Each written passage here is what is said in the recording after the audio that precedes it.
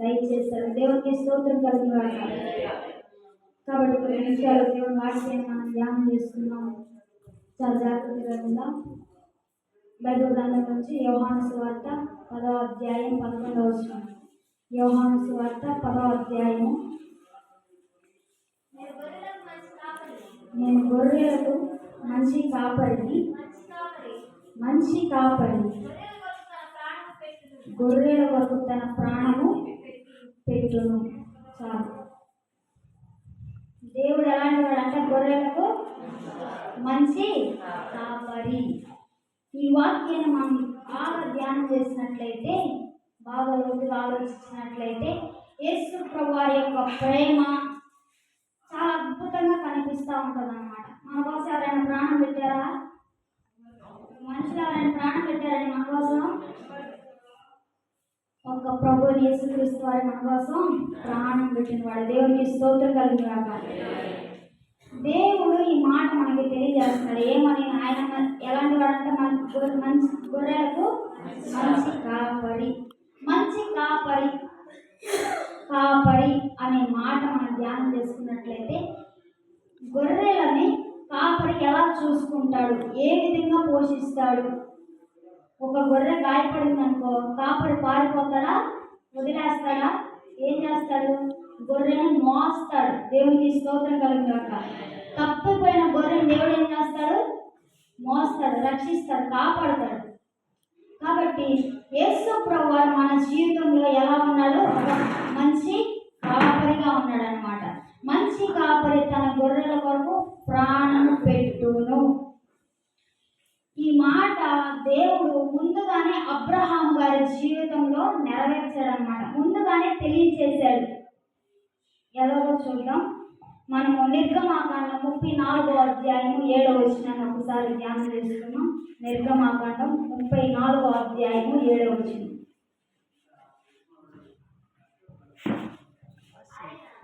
ఆయన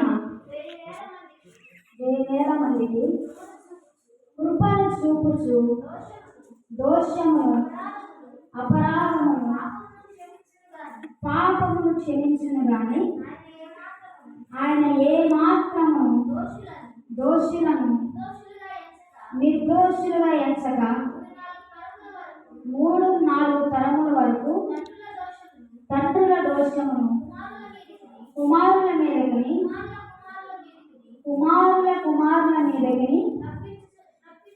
రప్పించునని ప్రకటించెను. దేవుని కృప అంట వేల మందికి కృప చూపుతూ వస్తాడండి యేసు ప్రభువారు. కానీ దోషము 3 లేకపోతే 4 తరముల మీదకి వస్తుంది అని చెప్తున్నాడు యేసు ప్రభువారు. అబ్రహాము యొక్క తండ్రి పేరేంటి? అబ్రహాం గారి తండ్రి పేరు ఏం ఆలోచిస్తున్నారు? వెళ్ళారా ఇప్పుడు? అబ్రహాము యొక్క తండ్రి పేరేంటి? తెరాహు. తెరాహు ఏం చేసేవాడు? విగ్రహారాధన చేసేవాడు, విగ్రహాలు తయారు చేసేవాడు అన్నమాట. దేవునికి ఇష్టము లేని పని తెరాహు చేస్తూ ఉండేవాడు అన్నమాట. దేవునికి ఏదైనా కోపం వచ్చే పని ఏదైనా ఉందంటే అది విగ్రహారాధన. విగ్రహారాధన అంటే దేవునికి చాలా కోపం, దేశం అన్నమాట. ఆ పని ఎవరు చేస్తున్నారు? తెరాహు చేస్తాడనమాట. తెరాహు అబ్రహాము యొక్క తండ్రి. అబ్రహాము యొక్క కుమారుడు ఎవరు? ఇస్సాకు. ఆనాడు ధర్మశాస్త్ర ప్రకారం ఒక వ్యక్తి పాపం చేస్తే ఏం చేసేవాళ్ళంటే, ఒక గొర్రె పిల్లని తీసుకొని వచ్చి ఆ గొర్రె పిల్ల మీద చేయించి ఆ గొర్రె పిల్లని వధించి ఆ గొర్రె పిల్ల యొక్క రక్తము బలిపీఠం మీద పూసేవారు అనమాట. అంటే ఒక మనిషి పాపం చేస్తే ఏమి తెలియని గొర్రె పిల్లని వధిస్తారు. ఆ గొర్రె పిల్ల యొక్క రక్తము బలిపీఠము మీద పూసినప్పుడు వీళ్ళు చేస్తున్న పాపం ఏమి తెలియని గొర్రె పిల్ల మీద వేయబడుతుందని నమ్మేవారు అన్నమాట ధర్మశాస్త్ర ప్రకారం. ఇప్పుడు తెరాహు, అబ్రహాము, ఇస్సాకు. తెరాహు పాపం చేశాడు.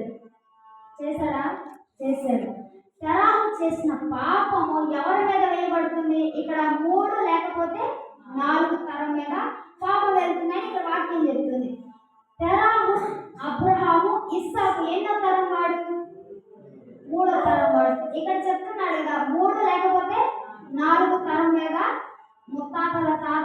చేసిన పాపం ఎవరి మీద వెళ్తుందంట? 3 కానీ లేకపోతే 4 తరం మీద వెళ్తుందని ఇక్కడ వాక్యం చెప్తుంది. ఇప్పుడు తెరాహు పాపం చేశాడు, తెరాహు తప్పు చేశాడు.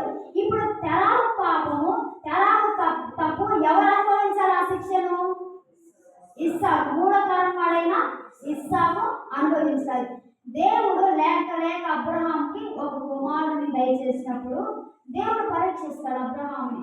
నీకు ఒక్కగానొక కుమారుడు నాకు ఏమి ఇవ్వాలంట? దహన బలి ఇవ్వు అని దేవుడు చెప్తాడనమాట. దేవుడు చెప్పినప్పుడు అబ్రహాం ఏం చేస్తాడు? లేక ఒక కుమారుని ఇచ్చావు కదయ్యా, అతను కూడా తీసుకుంటావా అని దేవుడిని ప్రశ్నించాడా? ఏం చేశాడు? చిత్తము ప్రభువా అన్నాడు. దేవుడికి స్తోత్రం కలుగుగాక. దేవుని మాట ఏం చేశాడు? లోబడ్డాడు. దేవుని మాట విన్నాడు. చాలా మంది దేవుని మాట వినరు, దేవుని మాట లోబడరు, దేవుని మాట విధేయత చూపరు అనమాట. దేవుని మాట వినాలి, దేవుని మాట లోబడాలి, దేవుని మాటకి మనం ఏం చేయాలి? విధేయత చూపాలి. అబ్రహాము చెప్పిన వెంటనే కార్యం అక్కడ జరిగిపోయింది. అబ్రహాము చెప్పిన వెంటనే దేవుడు చెప్పిన వెంటనే అబ్రహాం చేశాడు లేదా? చేశాడు. నేను చేయను, నా వల్ల కాదు, నాకు కుమారుని నేను ఎట్లా ఇవ్వాలి అని దేవుడు ప్రశ్నించాడా?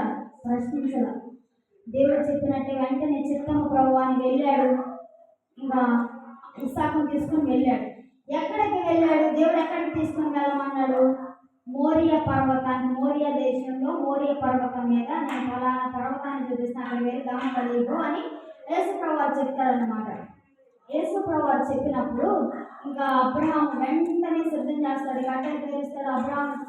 అబ్రహాం అంటే దేవుడు బంధించాడంట. ఆ మాట మనము చూద్దాం. ఆదికాండ 22వ అధ్యాయం 9వ వచనంలో చూడొచ్చు. ఆ మాట ఆదికాండ 22వ అధ్యాయం 9వ వచనం. అబ్రహాం అంట బంధించాడంట ఇస్సాకుని. అలాగ వారు కూడి వెళ్ళి దేవుడు అతను చెప్పిన చోటికి వచ్చినప్పుడు అబ్రహాము అక్కడ బలిపీఠంను కట్టి కట్టెలు చక్కగా పేర్చి తన కుమారుడు ఇస్సాకును బంధించి ఆ పీఠము పైన కట్టెల మీద ఉంచెను. అప్పుడు అబ్రహాము తన కుమారుని వధించుటకు తన చెయ్యి చాపి కత్తి పట్టుకొనగా యెహోవా దూత పరలోకం నుండి అబ్రహామా అని అతన్ని పిలిచాను. అందుకతడు చిత్తము ప్రభువా నేను. అప్పుడు ఆయన ఆ చిన్నవాని మీద చెయ్యి వేయకము. దేవునికి స్తోత్రం కలుగుగాక. హల్లెలూయా. దేవుడు చెప్పిన వెంటనే చేశాడు. చేసిన వెంటనే ఆకాశం నుండి ఏం కనబడుతుందా? ఒక స్వరం కనబడుతున్నారు. ఆ చిన్నవానికి ఏమి చెయ్యకు. అబ్రహాము ఇస్సాకుని ఏం చేశాడు? బంధించాడు. ఇప్పుడు ఒక గొర్రె పిల్లని తీసుకొని వచ్చి కట్టెలు పేసి దాని మీద కూర్చుని అది కూర్చోదు, పారిపోయింది, పరుగులు పెట్టింది. అందుకే గొర్రె పిల్లని ఎలా బంధిస్తారో ఇస్సాకును కూడా అబ్రహాం ఏం చేశాడు? బంధించాడంట. బంధించి కట్టెలు పేర్చడం సిద్ధం చేశాడు. ఆకాశం వైపు కన్నులెత్తి ఇంకా కత్తి తీసుకొని ఇంకా రెడీ అయ్యాడు, ఇంకా పొడవడానికి, బలి ఇవ్వడానికి. ఆకాశం ఒక స్వరం వినబడుతుంది, అబ్రహాం అతన్ని ఏమి చెయ్యకు అని. ఇప్పుడు అక్కడ దహన బలి అర్పింపబడాలి, అక్కడ బలి ఇవ్వాలి. దేవుడు ఇస్సాకుని వద్దు అన్నాడు. దేవుడు ఇస్సాకును వద్దన్నప్పుడు అక్కడ బలి అర్పించబడాలి. అబ్రహాము ఇస్సాకును మాత్రమే తీసుకొని వెళ్ళాడు. తనతో పాటు ఏ గొర్రెని ఏమీ తీసుకొని వెళ్ళలేదన్నమాట. ఏమి తీసుకొని వెళ్ళబోయేసరికి అబ్రహాం ఏమి చేయాలో తెలియట్లేదన్నమాట.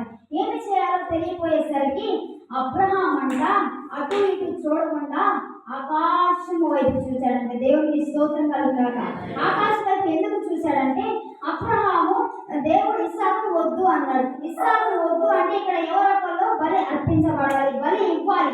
ఎవరు ఇవ్వాలి? గొర్రె పిల్ల లేదు, పొట్టేలు లేదు, ఏమి తీసుకొని రాలేదు మేము, మరి ఏమి ఇవ్వాలి అని ఆలోచిస్తుంటే అటు ఇటు చూడకుండా ఇప్పుడు నేను వెతికినా, నేను చూసినా, అటు ఇటు చూసినా ఎక్కడ గొర్రె పిల్ల కానీ పొట్టేలు కానీ ఎక్కడ దొరకదు. నీవే ఇవ్వాలి, నువ్వే నాకు సహాయం చేయాలని చెప్పేసి ఎవరి వైపు చూశాడంట? దేవుని వైపు చూశాడంట.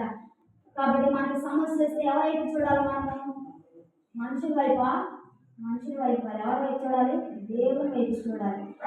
ఆకాశం వైపు కన్నులు ఎత్తి చూసినప్పుడంట అబ్రహాంకి ఒక ఒక పొట్టేలు కనపడింది అనమాట. ఆ పొట్టేలు ఎక్కడ ఇరుక్కుపోయింది అంటే ముళ్ళ పొదలో తన కొమ్ములు ఇరుక్కుపోయి ఉన్నట్టు ఒక దృశ్యాన్ని చూస్తాడనమాట అబ్రహాము. ఇంకా దేవుడు ఓకే ఇస్సాకు బదులుగా ఈ పొట్టేలు సిద్ధపరిచి ఉంచాడు అని చెప్పేసి పొట్టేల్ని అక్కడ ఇరుక్కుపోయిన పొదలో వెళ్ళి తీసుకొని వస్తాడనమాట. తీసుకొని వచ్చి దాన్ని దాన్ని బంధించి వదిలిస్తాడనమాట. అక్కడ అంతా కార్యక్రమం జరిగిపోయింది. పొట్టేలు కొమ్ములు ఎక్కడ ఇరుక్కుపోయి ఉన్నాయి? ముళ్ళ పొదల్లో. ఎక్కడెక్కపోయి? ముళ్ళ పొదల్లో. యేసు ప్రభువారి యొక్క తలకి ఏం పెట్టారు? ముళ్ళ కిరీటం. ఇప్పుడు ఆ పొట్టేల స్థానంలో ఎవరు ఊహించుకోవాలి? ఎవరు ఊహించుకోవాలి? ఎవరిని? యేసు ప్రభువారిని ఊహించుకోవాలి. పొట్టేలు ఎక్కడ ఇరుక్కుపోయింది? పొట్టేలు ముళ్ళ పొదలు ఇరుక్కుపోయినప్పుడు అది అటు ఇటు ట్రై చేస్తే ఖచ్చితంగా బయటకు వచ్చింది. కానీ దేవుడు ముందుగానే ఇస్సాకు బదులుగా నీవు బలి అర్పించబడాలి, నువ్వు బలి ఇవ్వబడాలి అని చెప్పేసి దేవుడు ముందుగానే సిద్ధపరిచుంచాడు. దేవుడు ముందుగానే సిద్ధపరిచుంచాడు. ఆ పొట్టేలు యొక్క స్థానంలో మనం ఎవరు ఊహించుకోవాలి? దేవుని ఊహించుకోవాలన్నమాట. యేసు ప్రభువు మన కోసం ఏం చేశాడు? బలి అయ్యాడు ఆ శిలువలో. పొట్టేల్ని ఎక్కడ బలి అర్పించబడింది? పొట్టేలు అంటే మోరియా పర్వతం మీద. యేసు ప్రభువు ఎక్కడ శిలువ వేయబడ్డారు? గొల్గొతా. మోరియా, గొల్గొతా ఈ రెండు ప్రాంతాలు ప్రక్కనే ఉంటాయి అన్నమాట. రెండు ఒకదాని ఒకటి పక్కనే ఉంటాయి అన్నమాట. ఒక పర్వతం మీద పొట్టేలు ఇవ్వబడింది, ఇంకొక పర్వతం మీద యేసు ప్రభువు ఇవ్వబడ్డారు. యేసు ప్రభువు శిలువ వేయబడ్డారు. ఇప్పుడు ఇస్సాకు స్థానంలో ఎవరున్నారు? శాపంలో కొట్టి మిట్లాడుతున్నా మనం ఉన్నామన్నమాట. ఆ పొట్టేలు స్థానంలో ఎవరున్నారు? యేసు ప్రభువు ఉన్నారు. కాబట్టి యేసు ప్రభువు గొర్రెల కోసం తన ప్రాణాన్ని పెడతాడు. ఆ మాట మన గొర్రెలు అంటే తప్పిపోతాయంట. ఆ మాట మనం చూద్దాం. యెషయా గ్రంథం 53వ అధ్యాయం 6వ వచనం. మనమందరం గొర్రెల వలె తప్పిపోయి ఉన్నాము అనే ఒక మాట ఉంటుంది అక్కడ. యెషయా గ్రంథం 53వ అధ్యాయం 6వ వచనం. చాలు మనమందరం గొర్రె వలె త్రోవ తప్పామా? తప్పలేదా? త్రోవ తప్పిపోయి ఉన్నామంట. కాబట్టి తప్పుపైన మన కోసం ఏం చేశాడు? యేసు ప్రభువారు ఈ లోకానికి దిగి వచ్చాడు. ఆయన ఎలా వచ్చాడు? ఒక సింహంగానో ఒక రాజుగానో రాలా. యేసు ప్రభువారు ఎలా వచ్చాడు? ఏమీ లేని వ్యక్తిగా. యేసు ప్రభువారు ఎలా ఉంటాడు? యేసు ప్రభువారు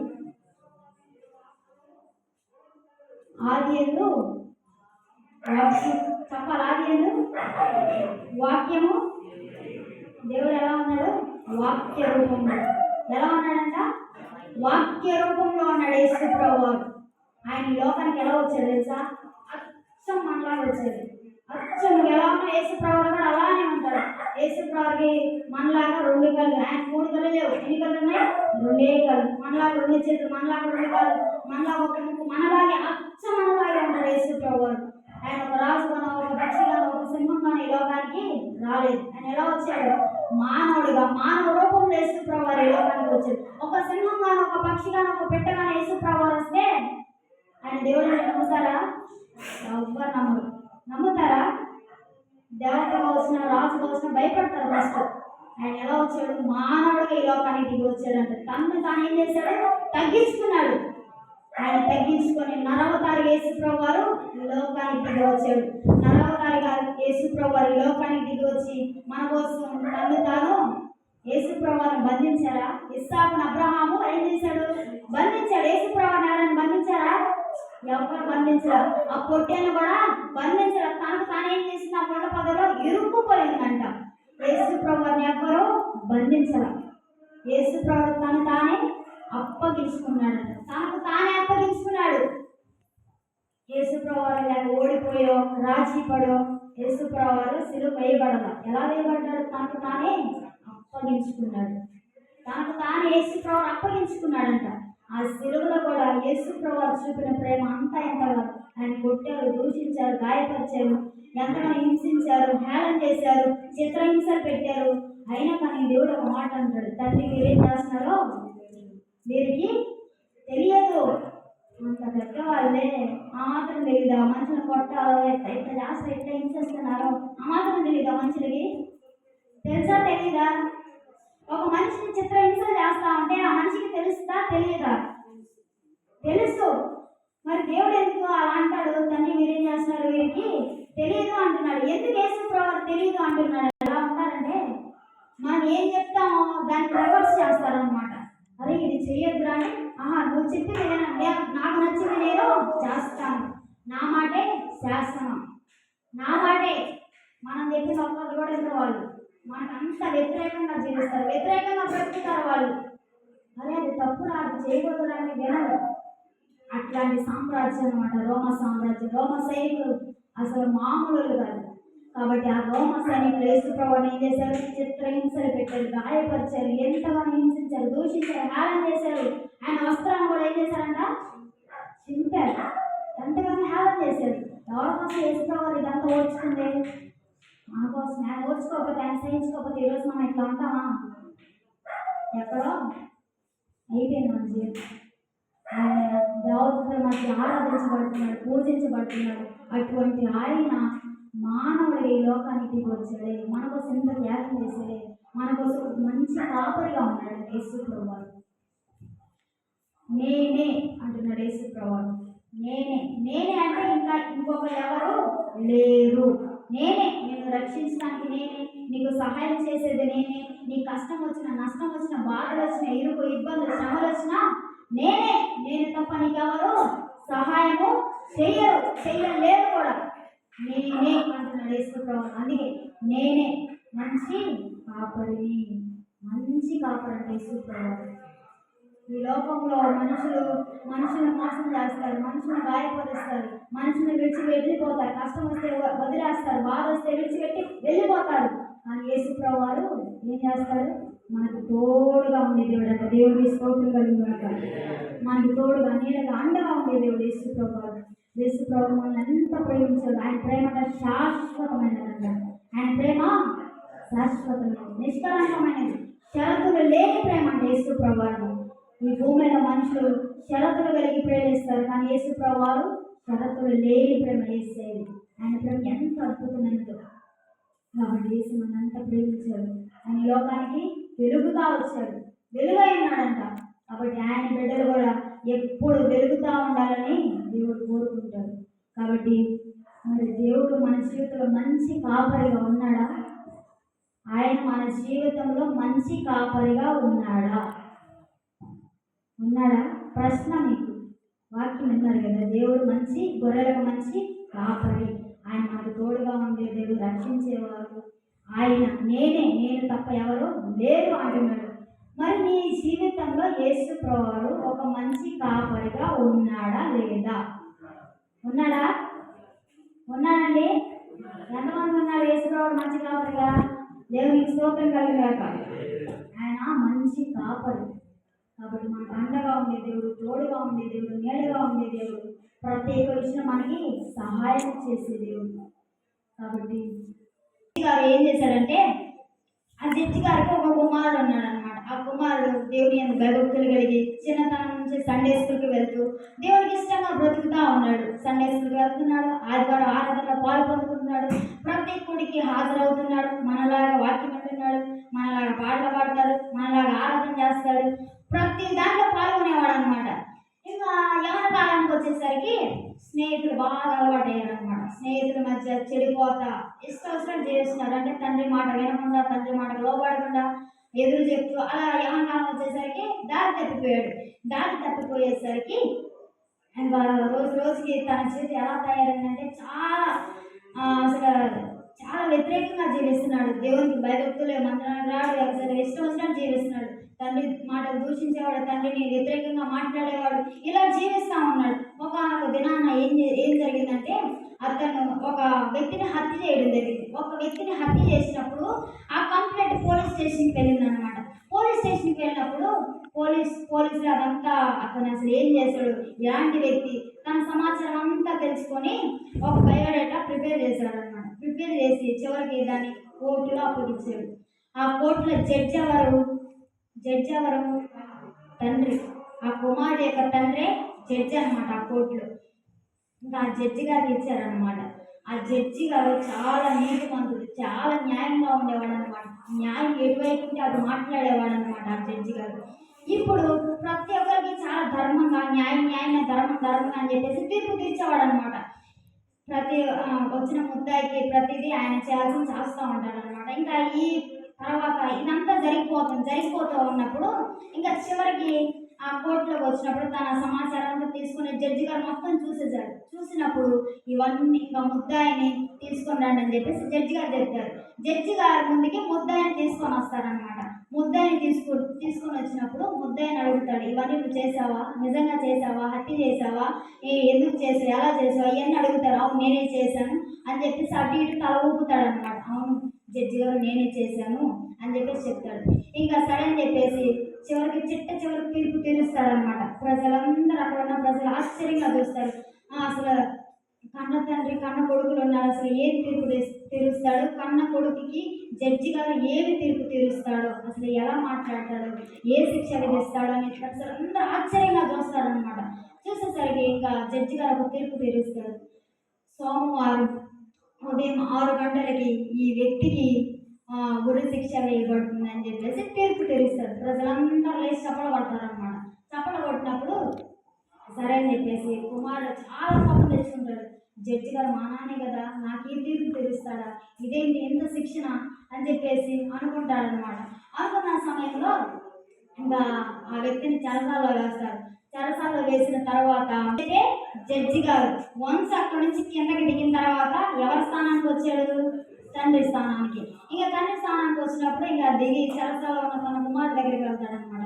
కుమారుడు దగ్గరికి వెళ్ళి ఎందుకు బాధపడుతున్నావు, ఎందుకు దుఃఖపడుతున్నావు అని చెప్పేసి ప్రశ్నిస్తాడనమాట. ప్రశ్నించినప్పుడు ఆ కుమారుడు అంటాడు, ఎందుకు వచ్చా, రేపు మాకు చచ్చిపోతే నన్ను చూడటానికి వచ్చావా, చివరి చూపు చూడటానికి వచ్చావా అన్నట్టు ప్రశ్నిస్తాడనమాట.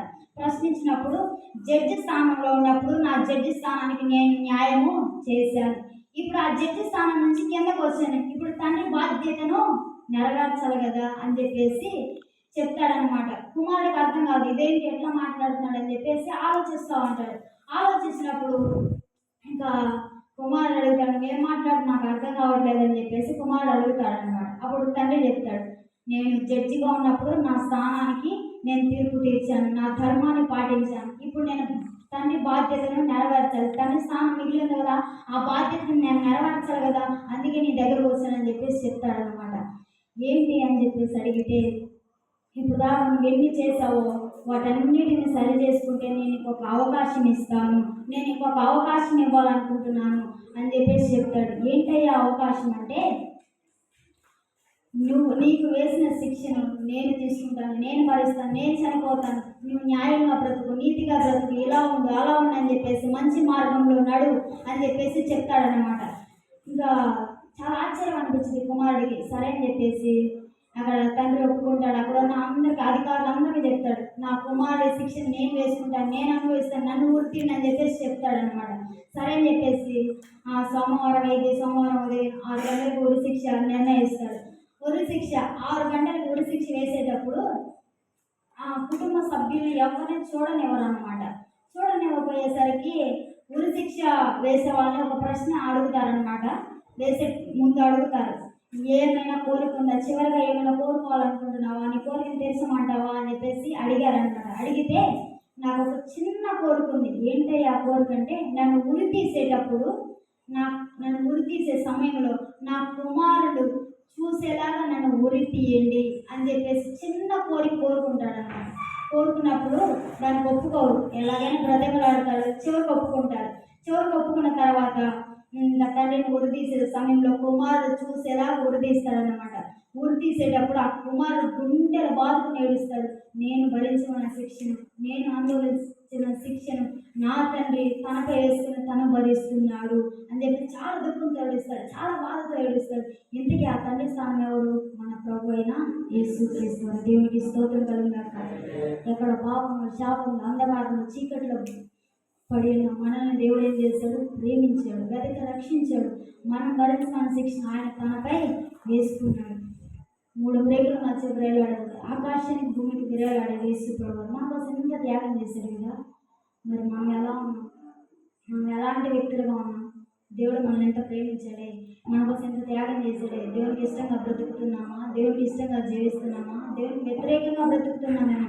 పోయిన సంవత్సరం అంతా ఎన్నోసార్లు దేవుని ఏడ్పించుంటాం, ఎన్నోసార్లు దేవుని బాధ పెట్టుంటాం, ఎన్నోసార్లు దేవుని దుఃఖ పెట్టుంటాం. కాబట్టి ఈ సంవత్సరమైన ప్రభావ నీకు సాక్షిగా బ్రతుకుతాను, నీకు ఇష్టంగా జీవిస్తానే.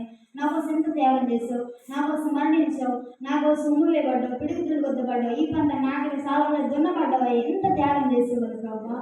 నీకు ఇష్టంగా జీవిస్తాం, నీకు ఇష్టంగా బ్రతుకుతామని ఒక తీర్మానం తీసుకున్నాం. ఈ రాత్రి వాక్యం ఉంటున్న మరి మనం ఎలా ఉన్నా ఒకసారి ఆలోచన చేసుకుని ఈ మాటలు ప్రభు మనందరినీ నీకు ఆశీర్వదించి దీవించును కాక. ఆమె అందరి తలలు ఉంచినట్లయితే ప్రార్థన చేసుకున్నాం. వాక్యం గారు ప్రభు మనతో మాట్లాడి ఉన్నాడు. ఆయన నీ జీవితంలో ఒక మంచి కాపరిగా ఉన్నాడా లేదా? ప్రభా నువ్వు గొర్రెలకు మంచి కాపరి ఉన్నావయ్యా. కాపరి తన గొర్రెల కొరకు ప్రాణం పెడతాడని చెప్పావయ్యా. మా కోసం నువ్వు ప్రాణం పెట్టావయ్యా.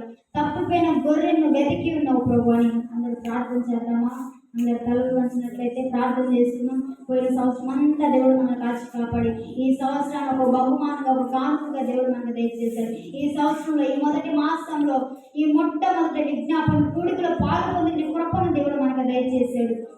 కాబట్టి ఎందరికోలేని అవకాశాన్ని నాకు ఇచ్చావు, ఎందరికోలేని ఇటువంటి గొప్ప భాగ్యాన్ని నాకు ఇచ్చావు ప్రభా.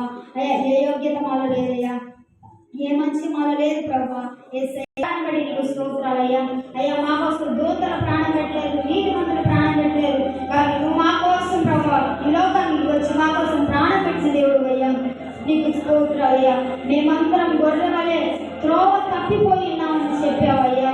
అయ్యా మమ్మల్ని తప్పిపోయిన మమ్మల్ని వెతక రక్షించే దేవుడు అయ్యా, ఆదరించే దేవుడు, ఓదార్చే దేవుడు, ధైర్యపరిచే దేవుడు ప్రభా.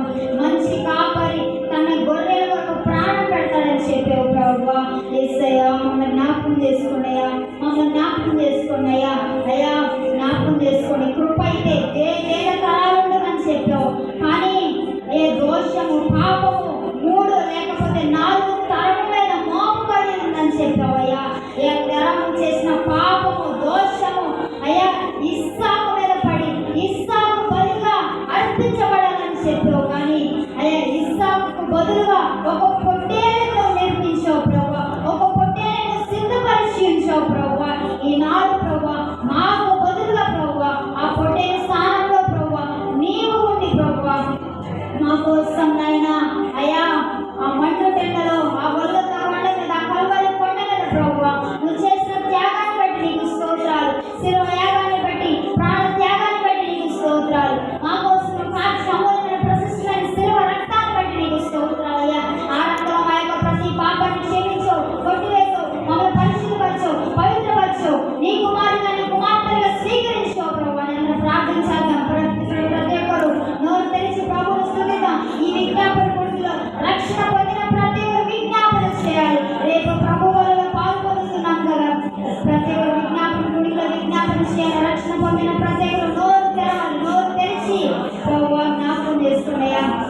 అయ్యా ఎంతలో నీకు అవకాశాన్ని ఇచ్చావు. పోయిన సంవత్సరం అంతా మమ్మల్ని కాచి కాపాడు. మీరెక్కడికి మాకు భద్రతనిచ్చావు, మీరెక్కడికి మాకు ఆశ్రయించావు, మీరెక్కడికి మాకు క్షేమాన్ని ఇచ్చావు, ఆరోగ్యం ఇచ్చావు, ఆయుష్ ఇచ్చావు, సజీవులెక్కలో ఉంచావు. మా పని బాటలో ప్రయాణాల్లో అయ్యా ప్రత్యేక విషయం నేను తోడేడు ఉన్నారు ప్రభావ. అందుకే నీకు స్తోత్రాలు. మా కుటుంబాల్లో అయ్యా ప్రత్యేక విషయంలో తోడు నేడుకున్నాం. మా బిడ్డల విషయంలో అయ్యా ప్రత్యేక విషయంలో తోడు నేడుకున్నాం. మా చదువు విషయంలో, మా స్కూల్స్ లో, మా కాలేజెస్ లో ప్రభావ నేను చేస్తున్న పని మాటలో ప్రభావ ప్రత్యేక విషయంలో ప్రభావ మాకు తోడుగా నీడగా అండగా ఉన్న దేవా నీకు స్తోత్రాలయ్యా. నీకు వందనాలు ప్రభావ. అయ్యా అయ్యా నేను ప్రభావ నేను విడిచిపెట్టి వెళ్ళిపోయినా మమ్మల్ని విలువలేదయ్యా. అయ్యా నువ్వు మాతో ఉన్నావు, మాలో ఉండవు, మా వెంట లేదు ప్రభావ. నీకు స్తోత్రాలయ్యా. నీకు వందనాలు చెల్లించుకున్నాం నాయన. పరిశుద్ధాత్మకనే నీకు స్తోత్రాలు. నీకు వందనాలు చెల్లించుకున్నాం నాయన. నీకు స్తుతులయ్యా, నీకు స్తోత్రాలు తెలుసుకున్నాం ప్రభావ. పరిశుద్ధానికి స్తోత్రాలయ్యా. నీకు వందనాలయ్యా. నిన్నే ఏడ్పించాం, గాయపరిచాం, దుఃఖపెట్టాం, గాయాలు రేపాం, నీ మాట కాదని ధిక్కరించాం. నీ గద్దింపుకు లోబడకుండా ప్రభావ మా జీవితాన్ని మా ఇష్టానుసారంగా జీవించాం ప్రభావ. క్షమించయ్యా, క్షమించు ప్రభావ. క్షమించడానికి సిద్ధ మనసు కలిగిన దేవుడు ప్రభావ. ఎన్నోసార్లు ప్రభావ కూడికలకు రాకుండా కూడికలకు మారుకోవాలి ప్రభావ. మేము మా ఇష్టానుసారంగా బ్రతికాము నాయన. అయ్యా క్షమించయ్యా, క్షమించు ప్రభావ. అయ్యా క్షమించండి నాయన.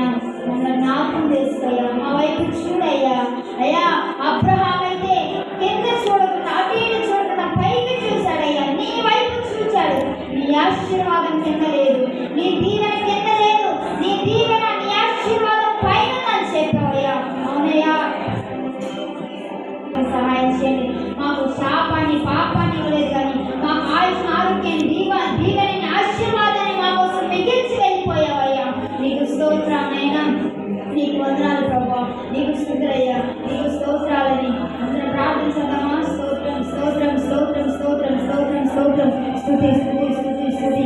యేసయ్యా నీకు స్తోత్రాలు, గొప్ప దేవానికి స్తోత్రాలు, ఆశ్చర్యకరడానికి స్తోత్రాలు, అద్భుతకరడానికి వందనాలు చెల్లించుకున్నాం నాయనా.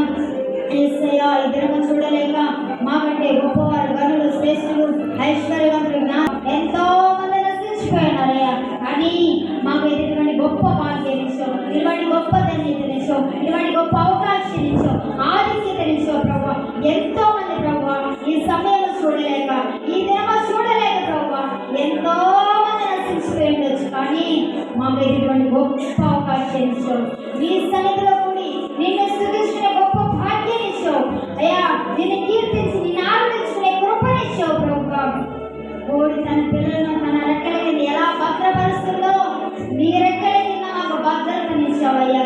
నీ రెక్కల కింద మాకు ఆశ్రయదుర్గాన్ని ఇచ్చావు, క్షేమాన్ని ఇచ్చావు ప్రభా. నీకు స్తోత్రాలైనా, నీకు వందనాలు చెల్లించుకుంటున్నాం ప్రభా. నీకు స్తుతులయ్యా, నీకు స్తోత్రాలయ్యా.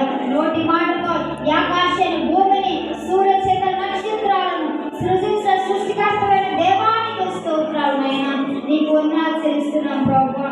యేసయ్యా నీకు స్తోత్రాలయ్యా. ఆకాశమందుల భూమి అని ఆవరించిన దేవానికి స్తోత్రాలు. నీ బాహుబలం కలవాడనైనా, పరాక్రమం కలవాడ ప్రభా. నీకు ఎదురు బలమచ్చాలకు యేసయ్యా. నీ నామాన్ని గణపరచడానికి నీ కృపచేత మమ్మల్ని రక్షించుకున్నావయ్యా.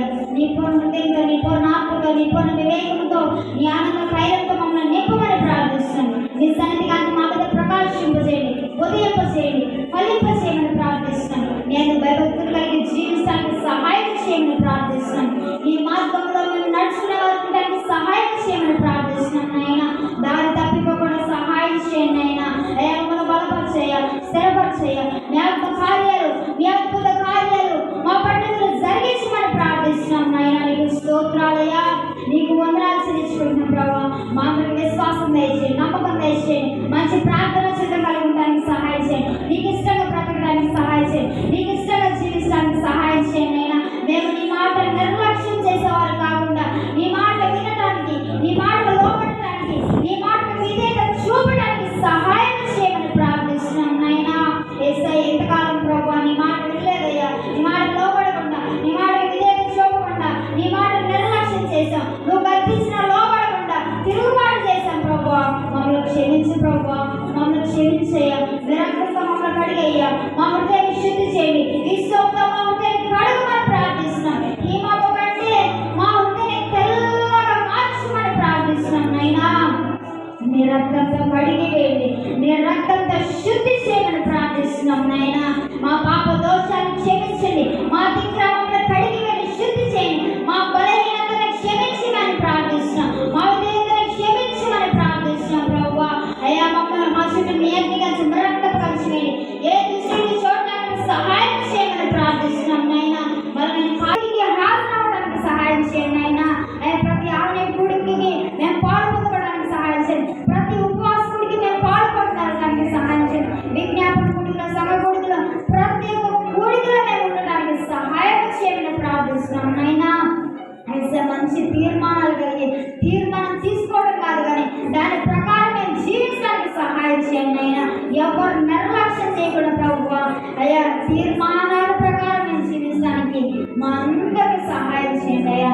నీ సహాయం లేదే మేము ఈ లోకంలో ఏమీ చేయలేము ప్రభువా. నీ సహాయం మాకు కావాలి ప్రభువా, నీ సహాయం మాకు కావాలి ప్రభువా. నువ్వు సహాయం చేసే దేవుడు అయ్యా. అయ్యా నువ్వు మాకు సహాయం చేస్తానని మేము నమ్ముతున్నాం, విశ్వసిస్తున్నాం ప్రభువా. నమ్ముట నీ వాళ్ళైతే నమ్మువారికి సమస్తము సాధ్యమని చెప్పావు ప్రభువా. అయ్యా నీ మాట మేము నమ్మేవారుగా, అయ్యా నీ మాటకు లోపడేవారికి దానికి సహాయం చేయండి. మాకు విశ్వాసం, నమ్మకం, నిరీక్షణ, పట్టుదల, ప్రార్థనాత్మక మమ్మల్ని నింపమని ప్రార్థిస్తున్నాం. ప్రార్థన అయితే పట్టుదల కలుగుతానికి సహాయం చేయండి అయినా. మా అందరికి నిరీక్షణ దయచేయండి, ఓర్పు సహనం దయచేయండి అయినా. యేసయ్యా అయ్యా మేము పవిత్రంగా, పరిశుద్ధంగా, ప్రత్యేకంగా జీవించడానికి సహాయం చేయండి అయినా. యేసయ్యా నీకు స్తోత్రాలైనా, యేసయ్యా నీకు వందనాలు చెల్లిస్తున్నాం నాయనా. మమ్మల్ని అందరిని బలపరచండి, స్థిరపరచమని ప్రార్థిస్తున్నాం ప్రభువా. నీకు స్తోత్రాలైనా. ప్రార్థనాత్మతో నింపండి, ప్రార్థన ఎలా చేయాలో మాకు నేర్పించమని ప్రార్థిస్తున్నాం ప్రభువా. అయ్యా నన్ను అడుగుని నీకు ఇస్తానని నాకు చెప్పావు ప్రభువా. అడిగితే ఇచ్చే దేవుడు ప్రభువా. నువ్వు ప్రార్థన ఆలకించే దేవుడు,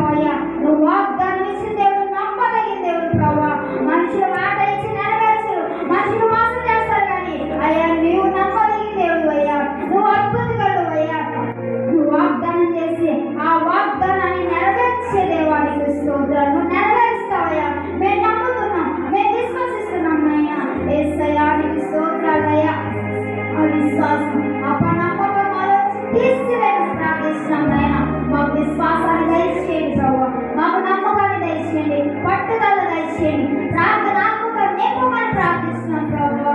అయ్యా అనేకులకు మాదిరికరమైన జీవించడానికి సహాయం చేయండి అయినా, అనేకులకి మాదిరికరమైన జీవితం మీకు కలిగించడానికి సహాయం చేయండి. మాలో ప్రభు అయ్యా క్రీస్తు కనబడాలని చెప్పావు ప్రభు. అయ్యా మా ఆలోచన తలంపులు ఉద్దేశాలన్నీ ప్రభు అయ్యా నిన్ను కలిగి ప్రభు నిరాగడానికి సహాయం చేయండి. క్రీస్తు కలిగి ఈ మనసు మీరు కలిగి ఉండమన్న ప్రభు, ఇలాంటి మనసు మాకు దయచేయండి ప్రభు. అయ్యా నీలాగా మేము జీవిస్తానికి, నీలాగా మేము బ్రతకడానికి మాకు సహాయం చేయమని ప్రార్థిస్తున్నాం ప్రభు. యేసయ్యా మీకు స్తోత్రాలైనా అయ్యా మీరు మాకు అప్పగించిన ఈ కృపాస్వార్థ సహవాసం అంతా ప్రభు ప్రార్థిస్తున్నాం. కృపాస్వార్థ సహవాసం అంతా దీవించండి. ప్రత్యేక సంఘాన్ని, సేవకులు, విశ్వాసాల కుటుంబాన్ని దీవించండి. బలపరిచిన స్థిరపరిచే కానీ సేవల బహుబలంగా మీరు వాడుకోమని ప్రార్థిస్తున్నాం. బలపరిచిన స్థిరపరచండి. ప్రత్యేకంగా ప్రభు ఈ సంఘంలో ప్రార్థిస్తాం.